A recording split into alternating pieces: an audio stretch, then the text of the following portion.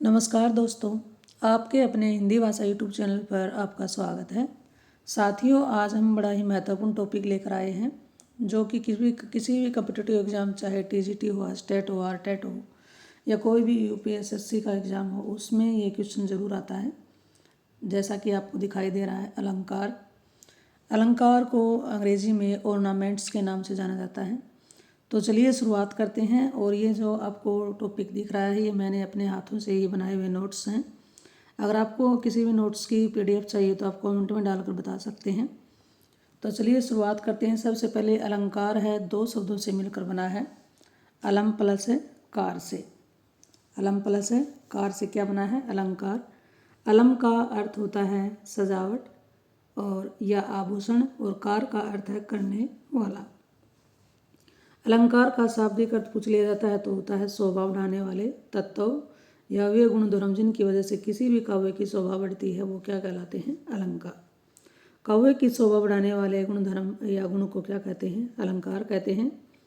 आगे देखिए, बड़ा ही महत्वपूर्ण प्रश्न है जी ये टॉपिक, इस पर ध्यान बनाए रखें।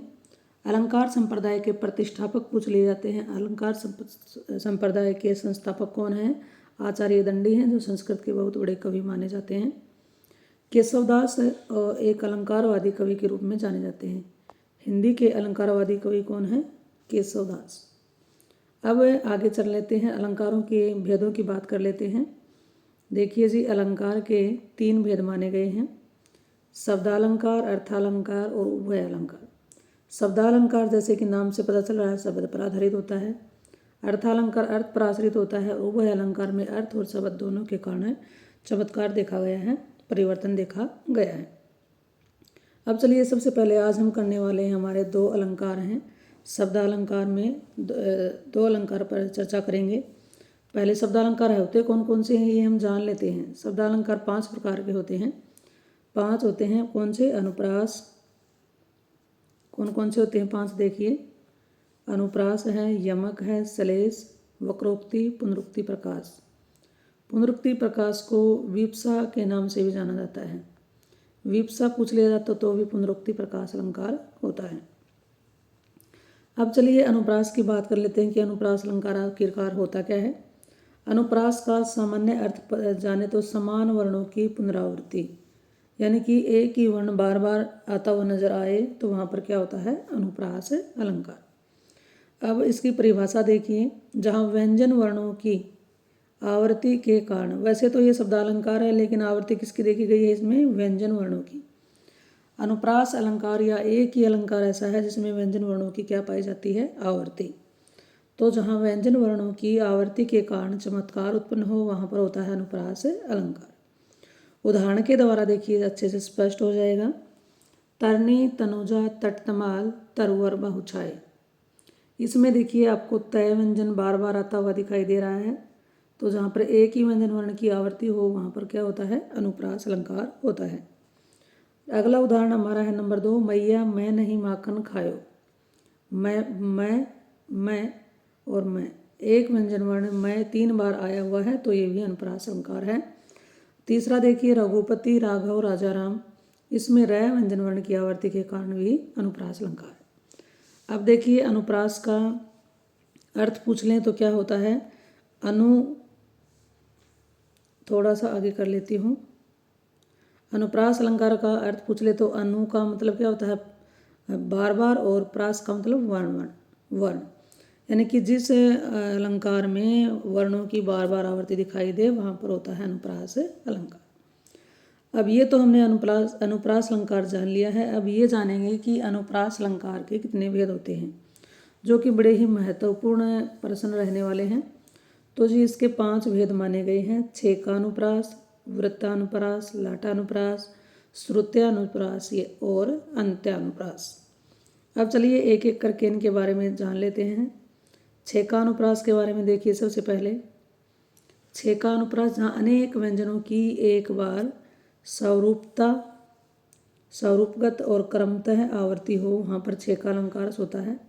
अब यह स्वरूपतः और क्रमतः क्या होता है, इसको भी देख लेते हैं। उदाहरण देखिए इसका, बंदौ गुरुपद पदम में पद, ये उदाहरण है जी। इसके देखिए, अब जो पद है, देखिए यहाँ पर 3 बार दिख रहा है आपको पद, पदों पद।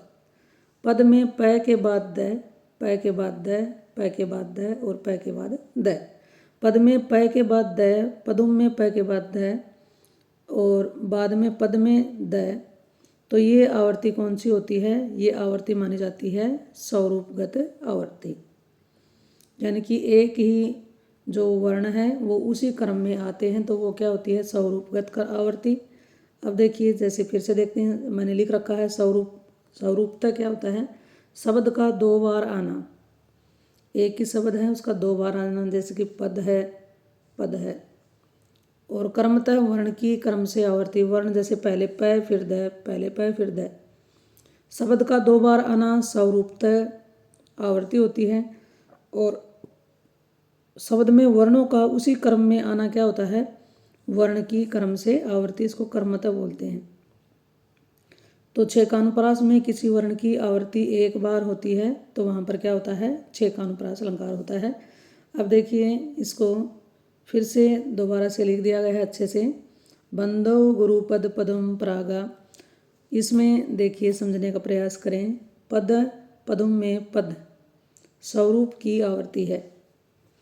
स्वरूप यानी कि एक शब्द 2 बार आ गया है। पद, पद दोनों का सब इनका स्वरूप क्या है? एक जैसा है। पद में प के बाद द, प के बाद द है।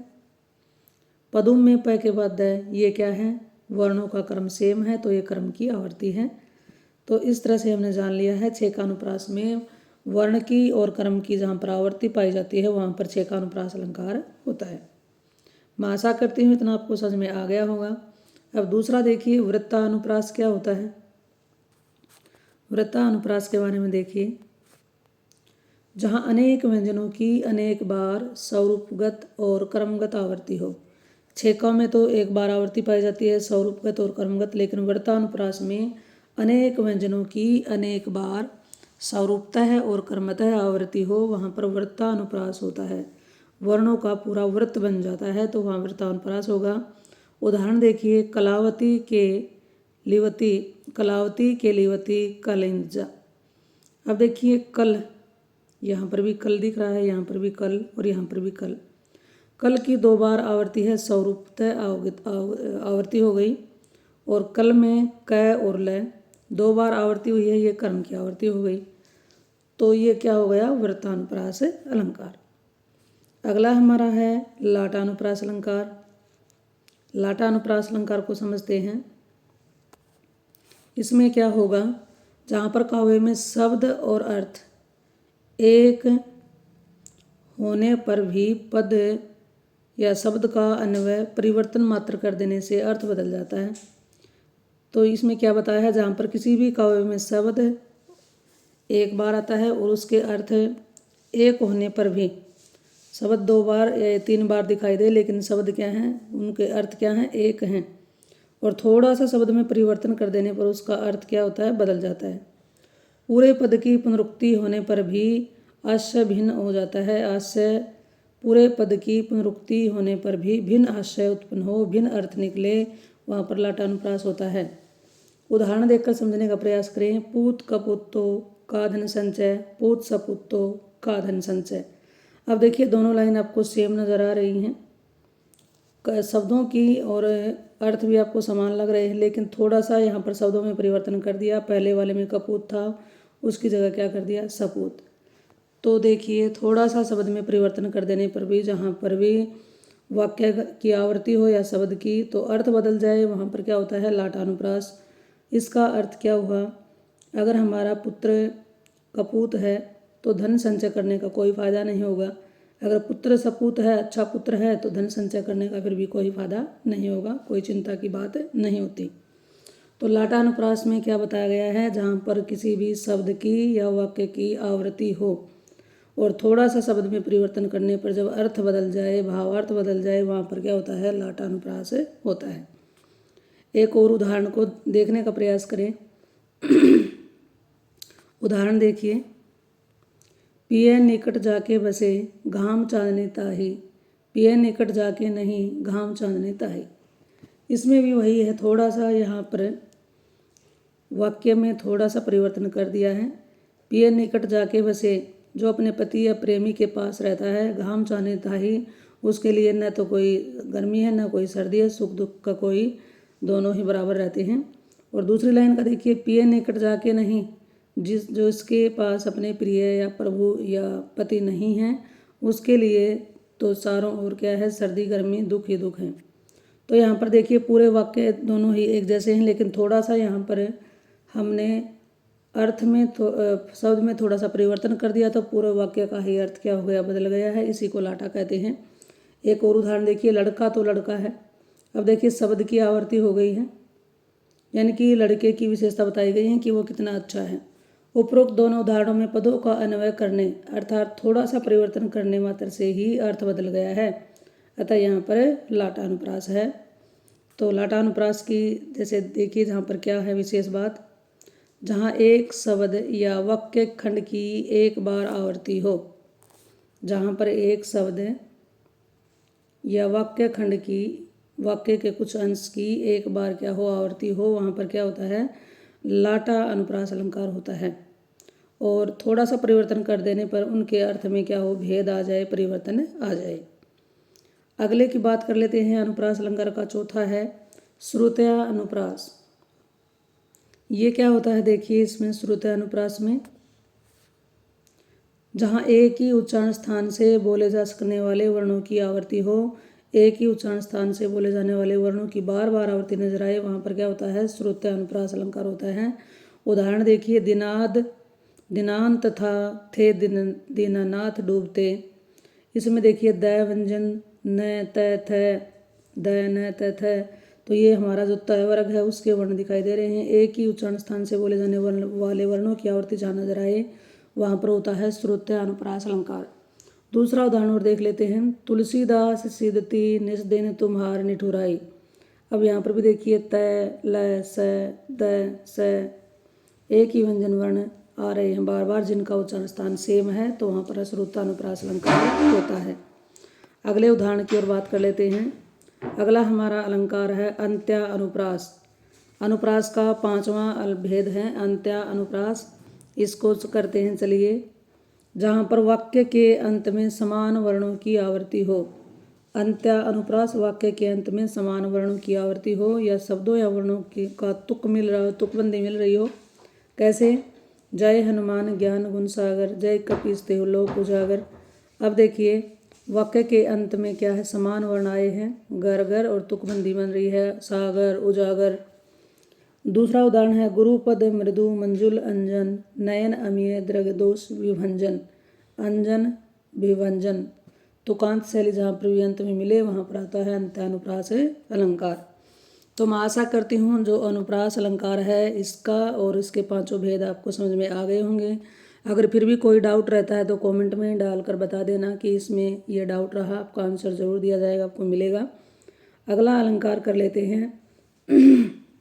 यमक अलंकार क्या होता है, जहाँ एक शब्द एक से अधिक बार प्रयुक्त हो और उसके अर्थ क्या निकले, अलग अलग अर्थ निकले।